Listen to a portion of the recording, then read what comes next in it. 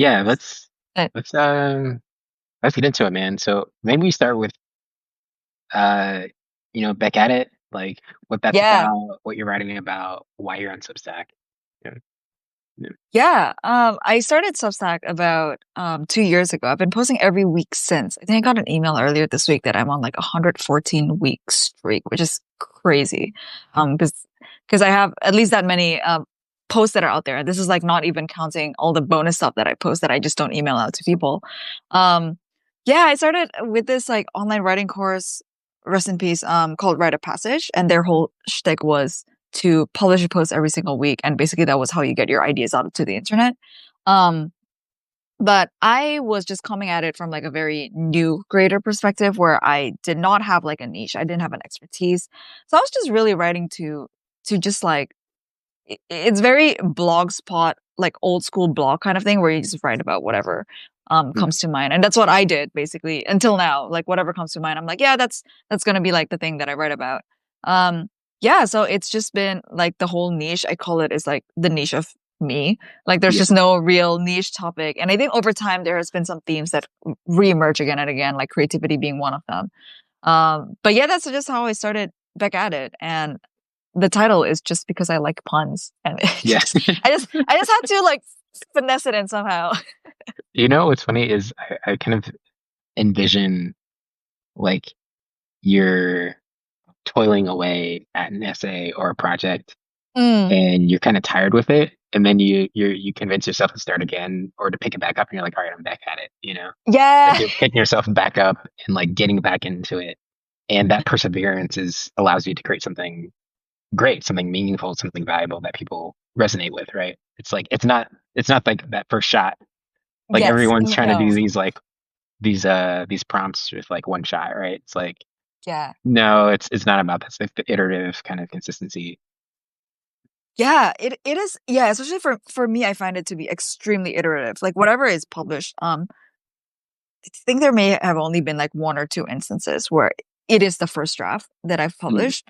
But most things go through at least like three rounds, three, four, 5 rounds. And I think especially if it involves other people's feedbacks, yeah, easily like 5, 6 rounds. But yes, Yep. it is, for me, it's like such a toiling away experience, but not in a bad way.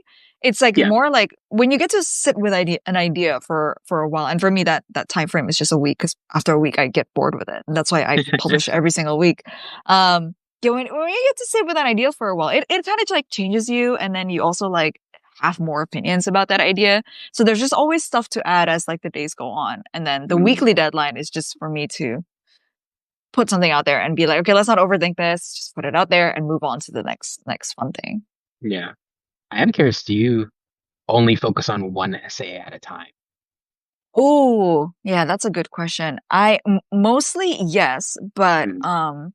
so this is like something I learned from my journalism days. So I used to be like a reporter for about 5 years, and Mm. one of the things that my editors always tells me to do is to have like one sort of like investigative, long term, more in depth piece in the background. So that would be like a long term or like a medium term article, and then I have like those shorts to kind of like feed the beast, which is like Mhm. we got to populate the homepage and got to do stuff. So when I started out back at it, it was one at a time, but I have over time felt like the need to push myself a little bit more.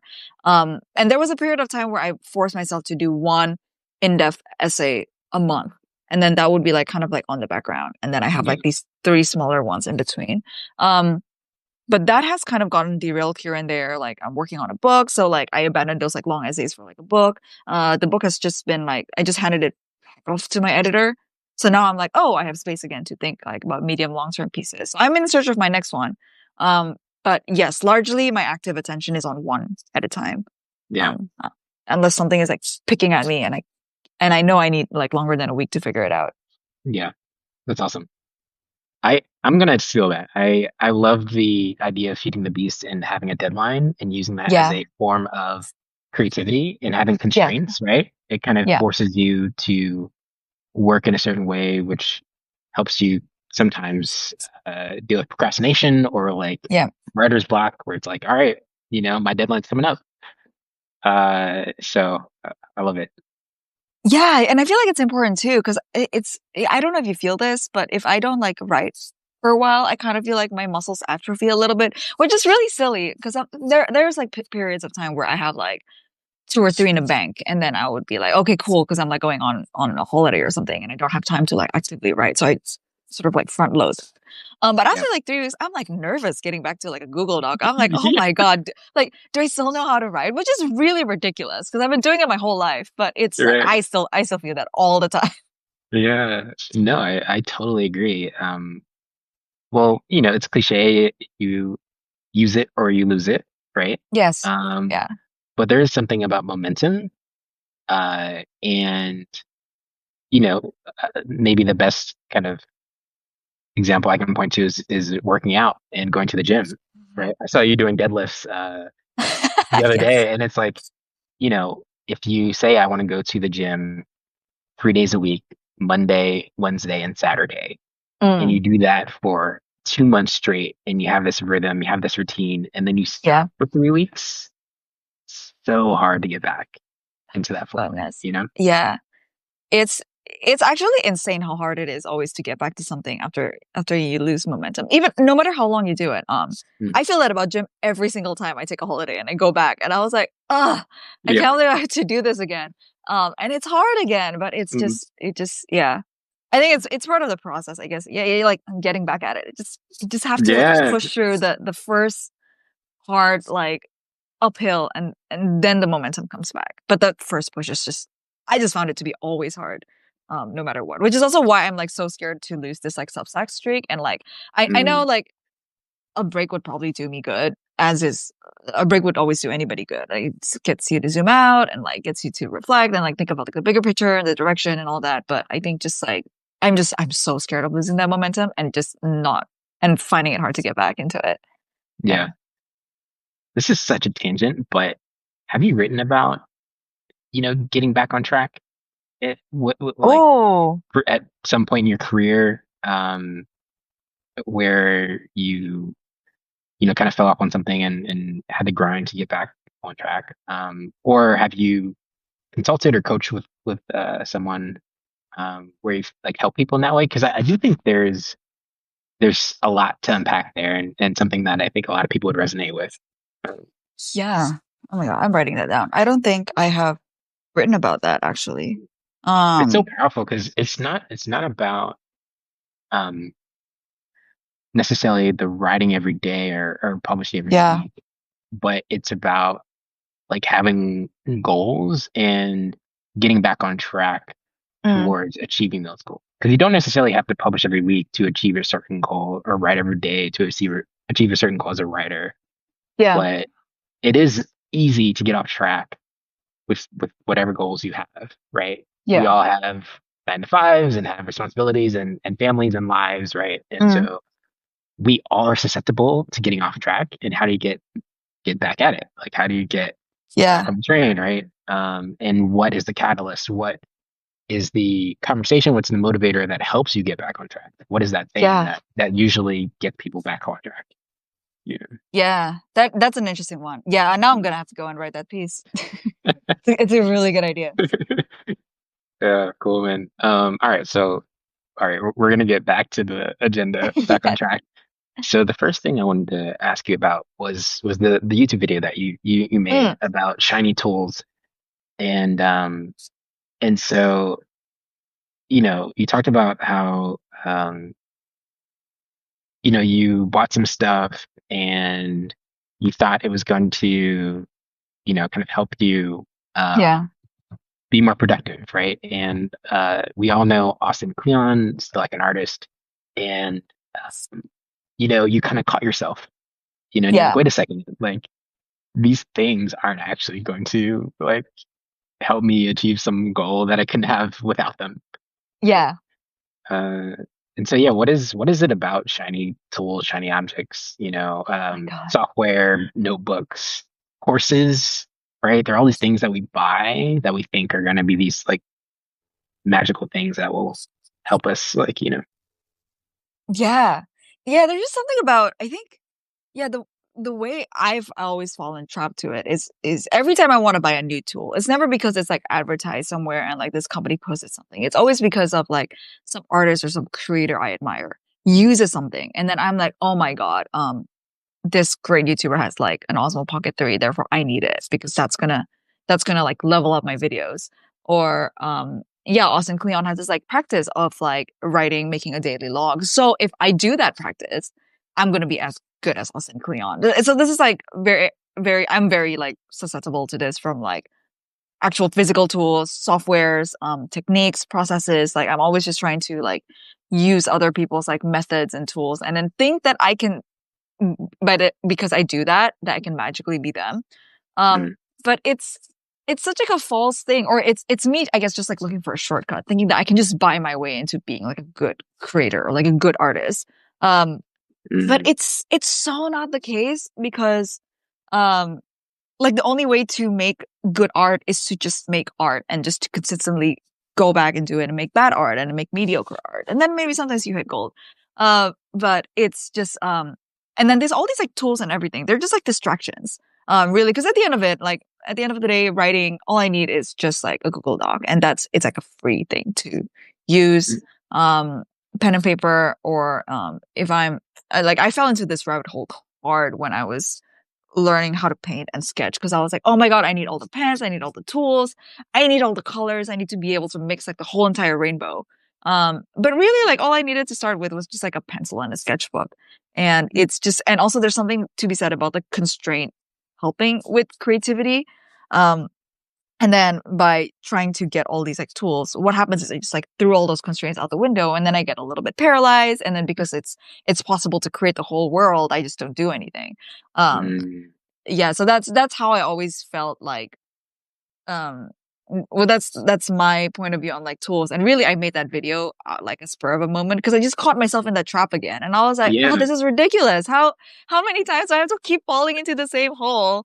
And I just want like all these pretty tools. And also what I realized is this is such like a beginner like level 1 trap. Like because once I get better at a craft, I kind of don't even want shiny new tools because I like my tools so much. Like it just becomes like part of like an extension of myself. Like Mm, I it was like the first year of like learning how to paint and how to sketch that I was buying so much supplies.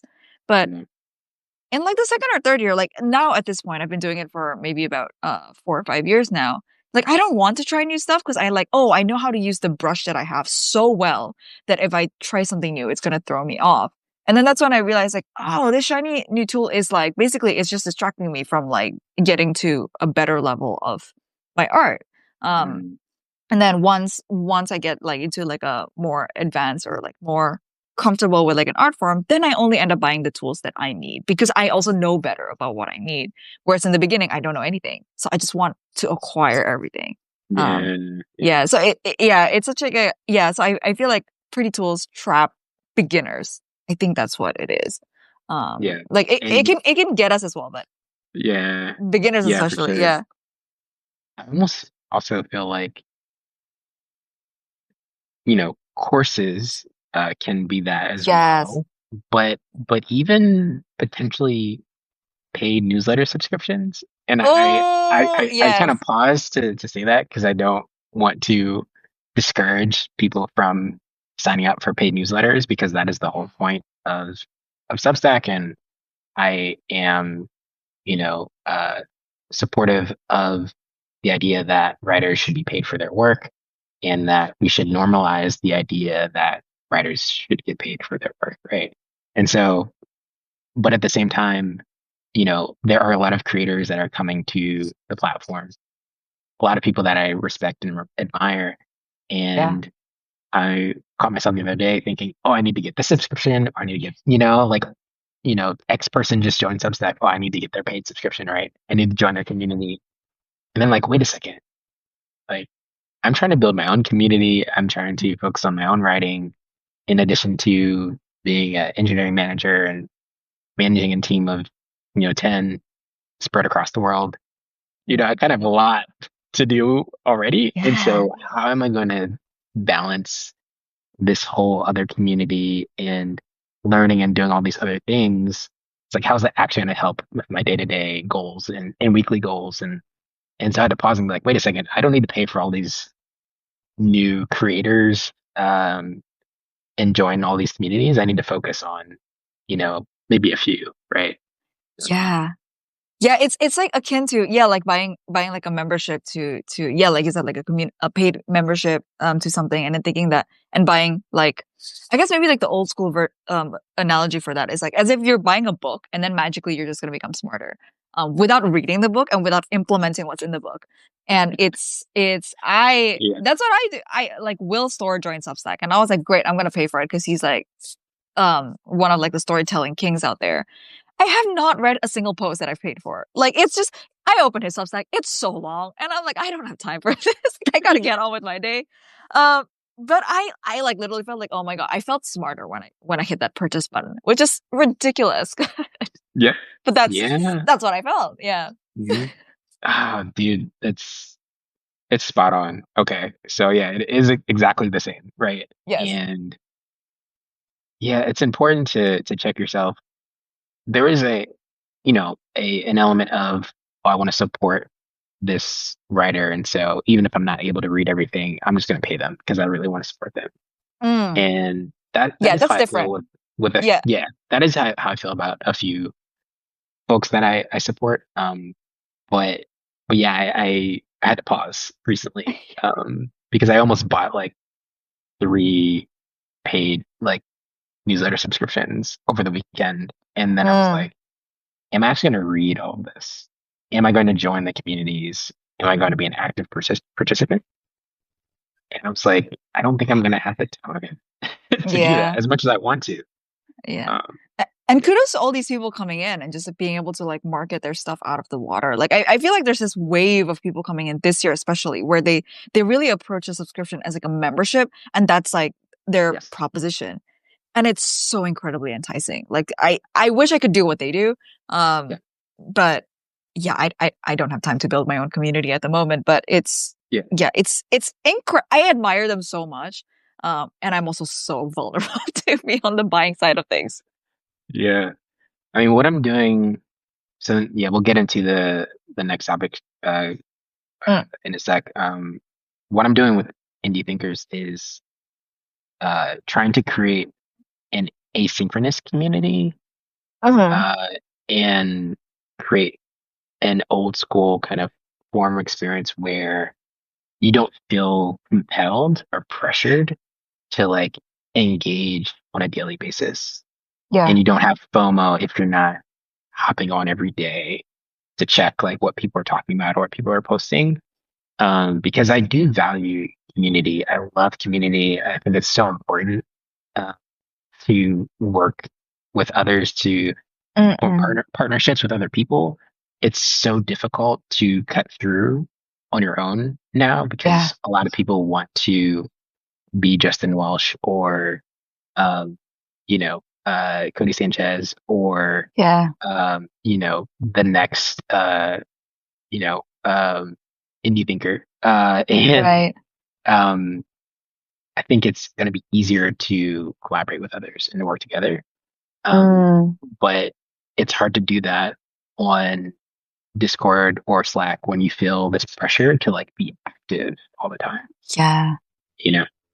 Yeah. Yeah. So why did you start Thinkers and what is it?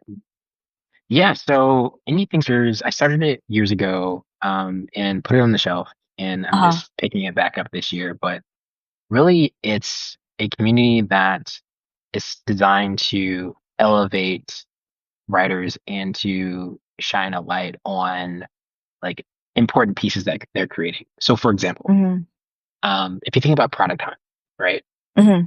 And how if you're a developer or an entrepreneur and you want to launch a new product, you spend time like building the MVP, and then you're like, okay, I have something, I have validated this, I want to launch it.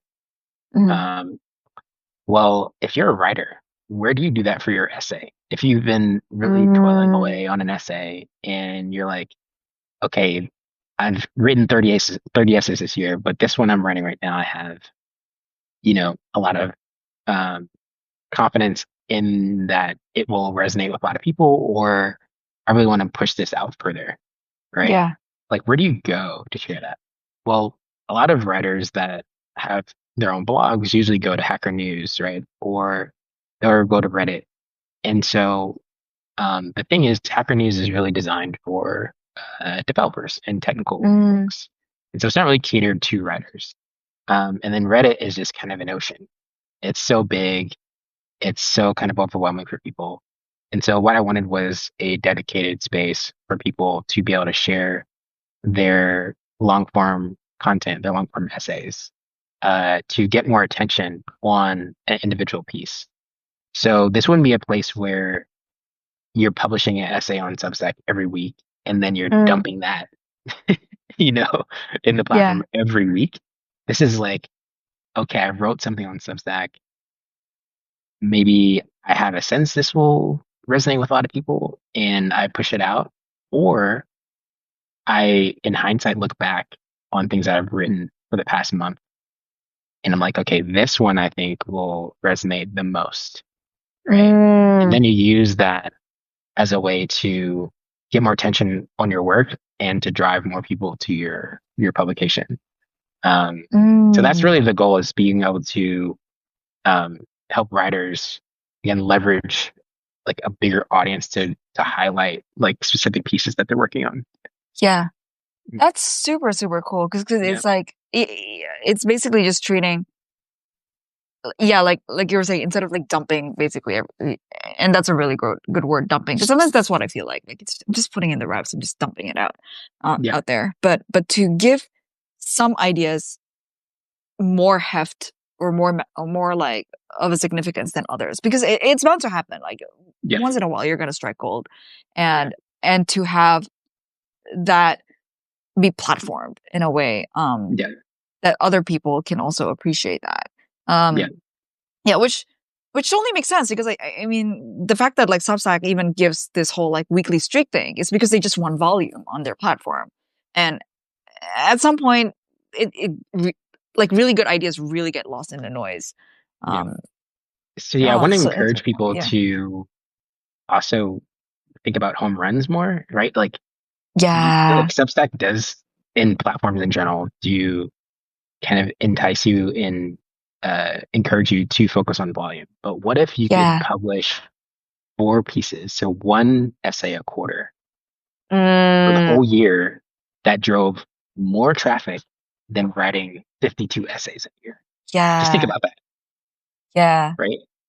But you have to have the incentives and the platforms to leverage and the opportunities to do that. So like fast mm, forward, if you fast forward like 3 years and Indie Thinkers has like 100,000 visitors a day, and it's like really hard um, to have your essay on the first page, right? yeah, One thing I would love to do is be able to have people pick a day that they want to launch something.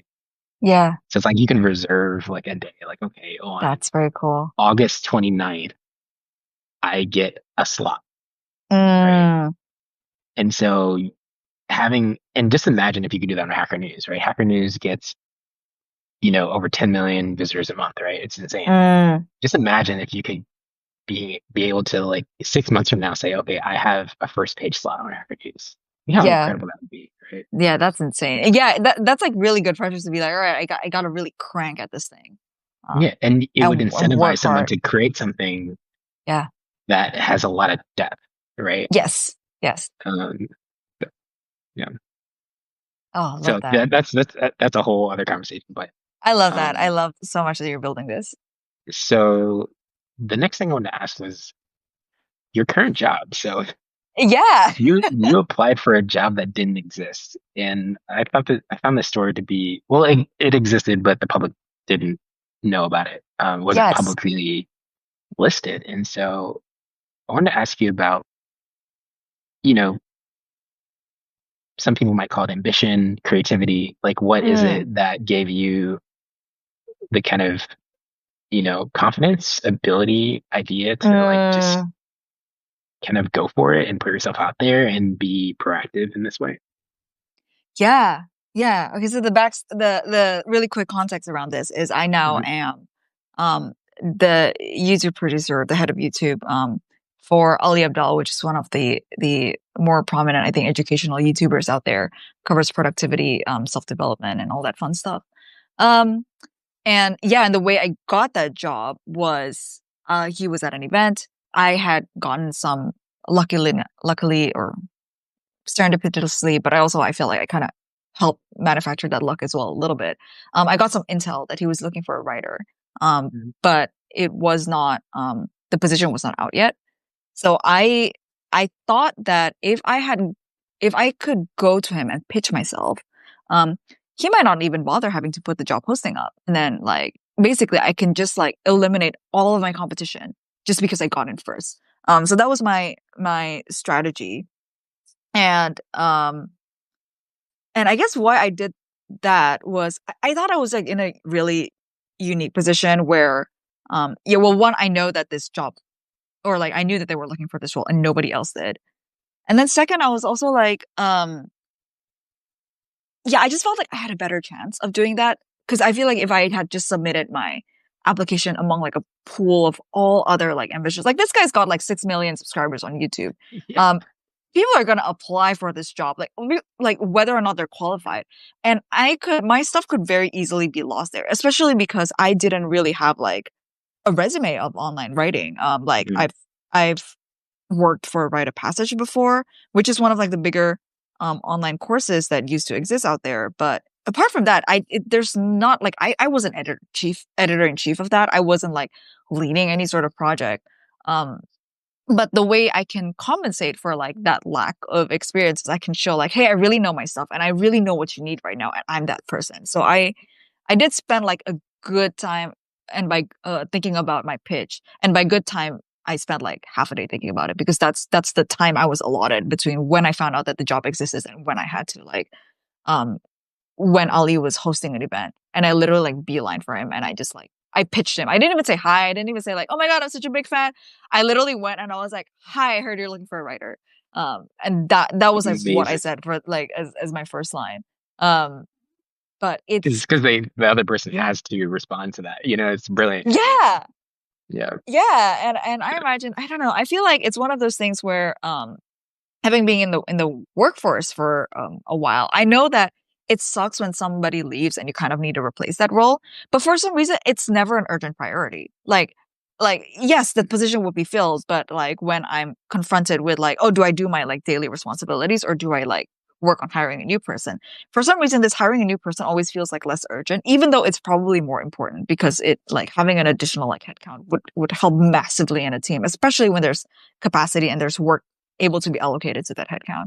Um, yeah, so I just knew that like time was in my favor. Like I knew that oh because he was looking for this role. I kind of knew that the role was not going to be posted very soon because it's going to take time for like them to work out like the HR details, the job description, the salary expectation, blah, blah, blah. Like these are like little details that will delay the posting.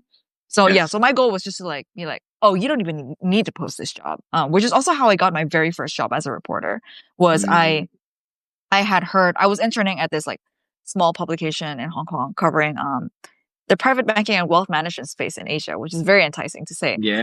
Yeah. But and I was an intern there and I'd stayed in touch with my colleagues. And then I heard like the second someone resigned, oh, or the same week that someone resigned from the team, I think I heard it from my ex-colleagues like the same day, be like, hey, XYZ just resigned.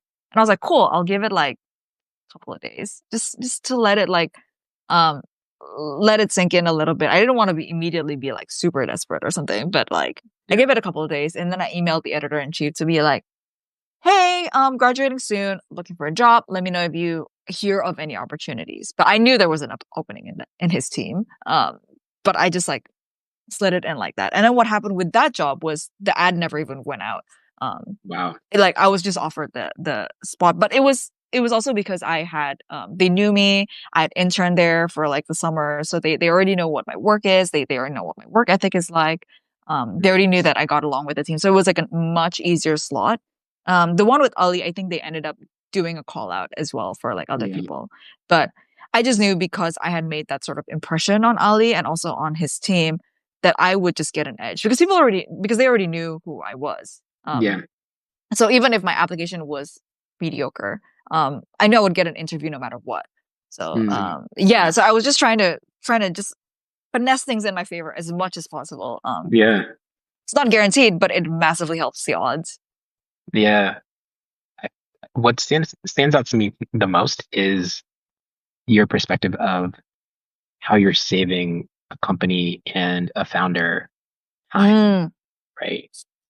It's like yeah, this is a burden, and I'm here to carry the burden for you, right? yeah, I'm here to save you all this headache from looking at all these resumes and going through all these interviews, right?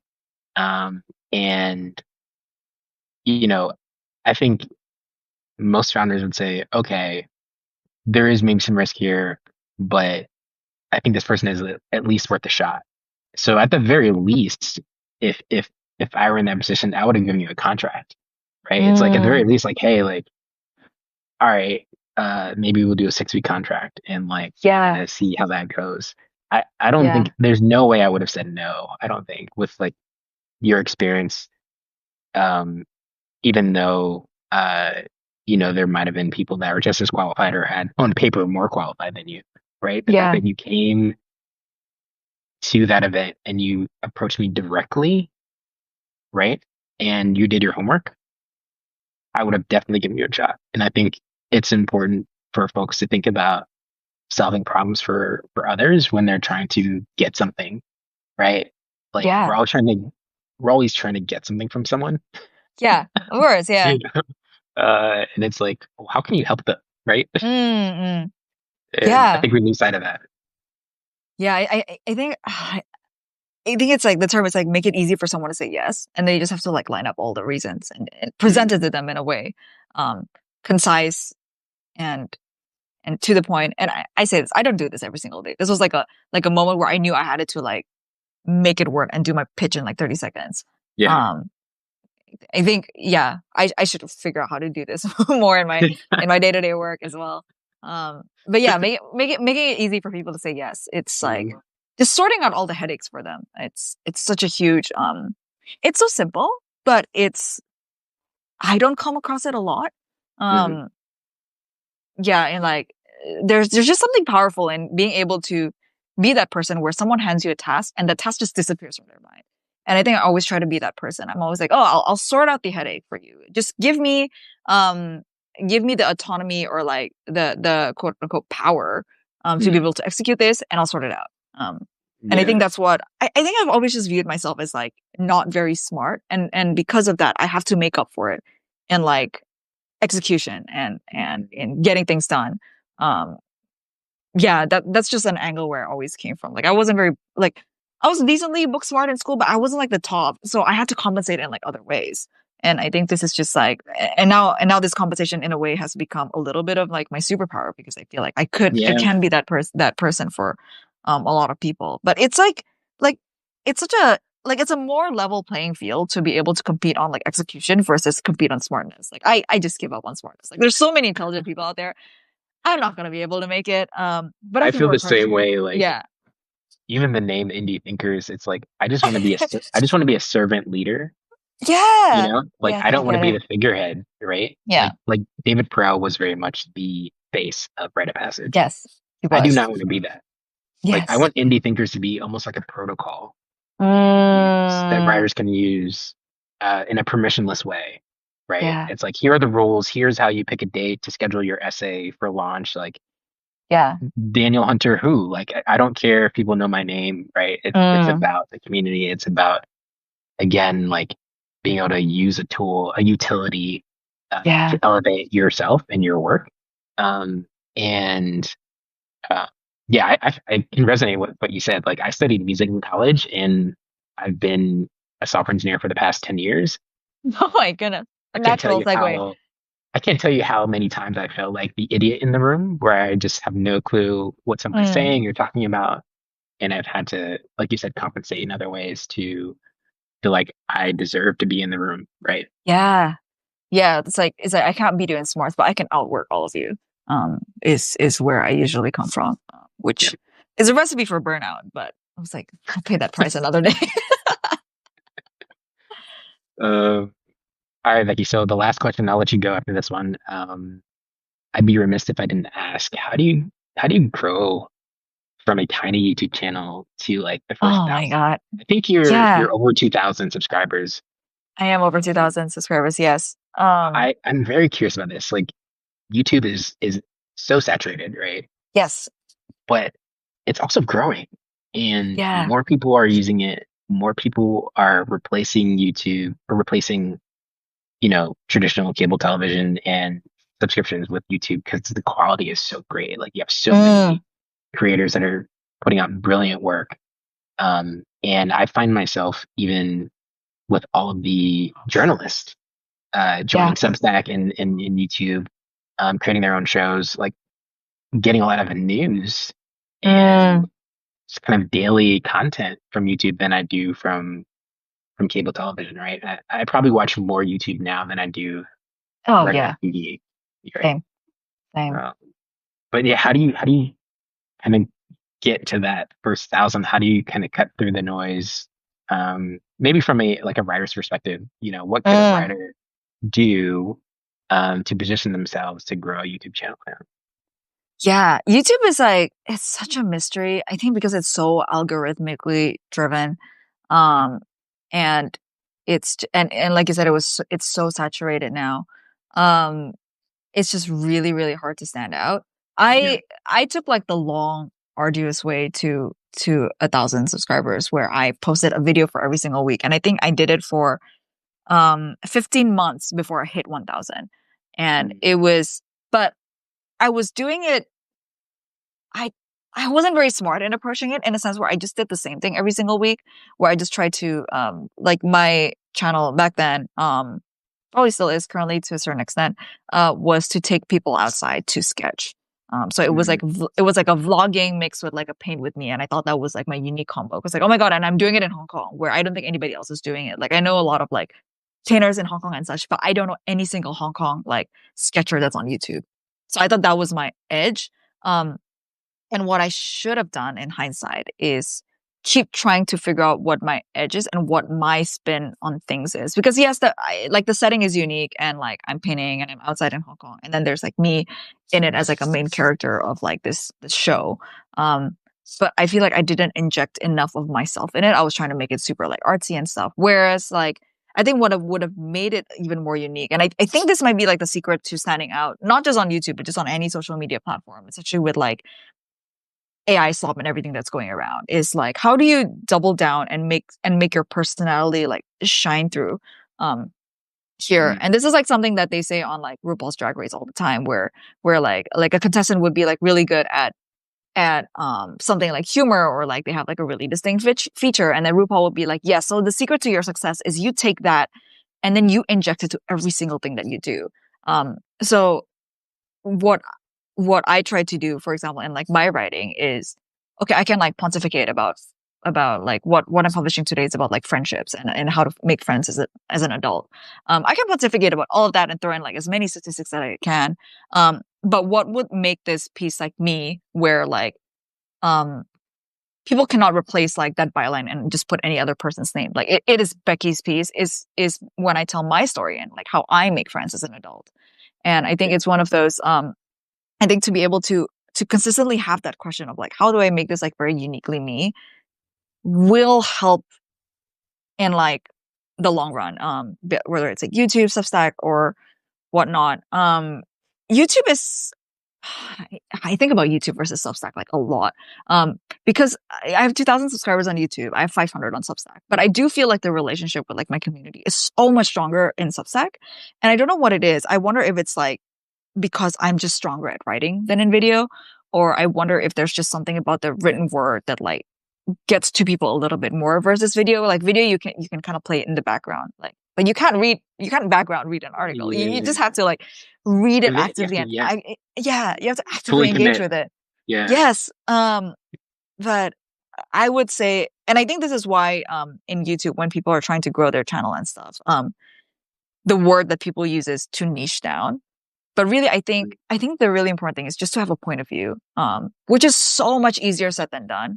Because I feel like I don't have a strong point of view on so many things. It's only after like 2 3 years of creating that now I'm like, oh, okay, I guess I have a point of view or something. Mm, But yeah, but I think the reason why 0 to 1,000 is hard is because we're not just like um growing a platform. We're also just like starting out ourselves. Like I think for most of us, at least for me, starting a YouTube channel was like the first thing I've ever done where I created something for myself and put it on a platform.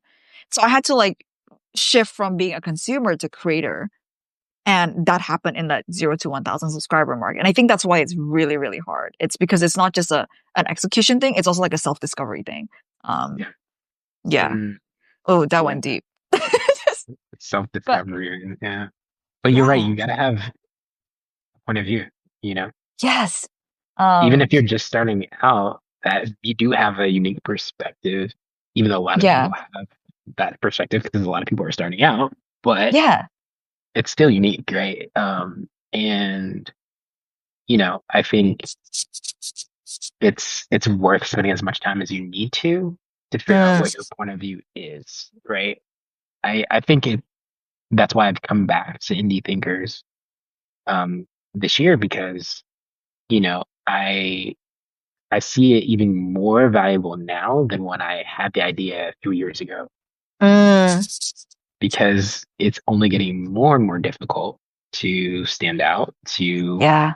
get attention. Attention is becoming more and more of a premium, right? Yeah. And community is becoming more critical. Um, and I think we don't want to have to always be like online and um, engaged with feeds in order to foster and be a part of community, right? Yeah. So it's like you Yeah. want that community, you want to build those relationships, but you also don't want the kind of the tax of like, okay, I have to be like scrolling, doom scrolling, or like, Yeah. always like trying to keep up with Twitter or even Substack notes, right? Mm, Like, what is the alternative?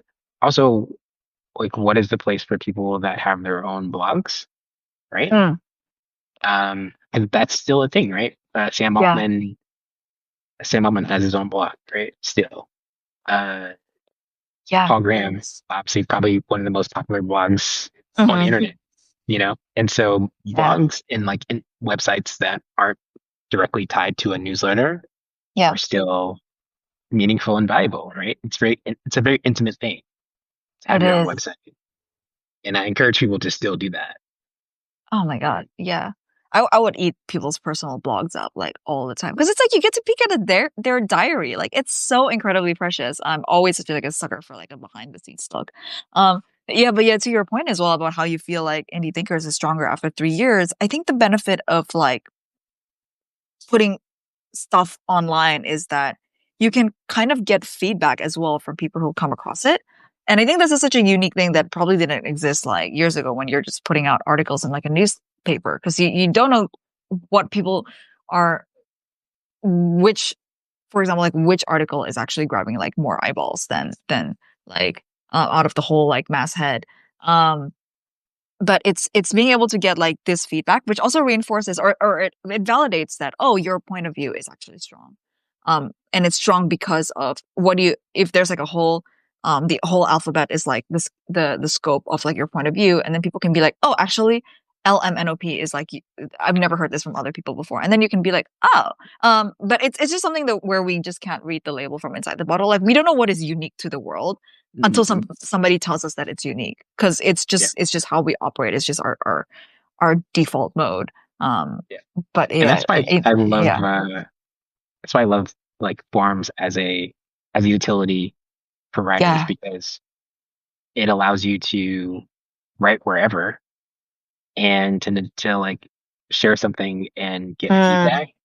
mm, Whereas if, you have a standalone blog, which is awesome, or a website, even a newsletter outside of Substack, yeah, how do you get that feedback? Uh, yeah, because most people don't add like comments to their blogs, right? yes, And then most agreed, newsletter subscribers don't reply to newsletters. agreed. So forums is like this async, like low kind of fidelity way to kind of validate what you're doing and to get feedback. on your Yeah. work, where you can kind of like put it out there and just like walk away for a few days and come back if you want. Uh, Yeah. yeah. I love that. Yes, yeah. The comment section should always exist. It's like it's harsh sometimes. Mm. It's not fun sometimes. I'll still like go back and see like nothing, but it's incredibly helpful. It's incredibly helpful. I think just seeing it as like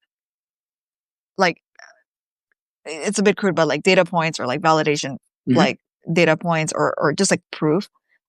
It helps sort of like modulate the impact of comments because then you can literally see that think take that and be like, oh, okay, this resonated with people, Hmm. and maybe I'll try and write about this a little bit more and see where it goes.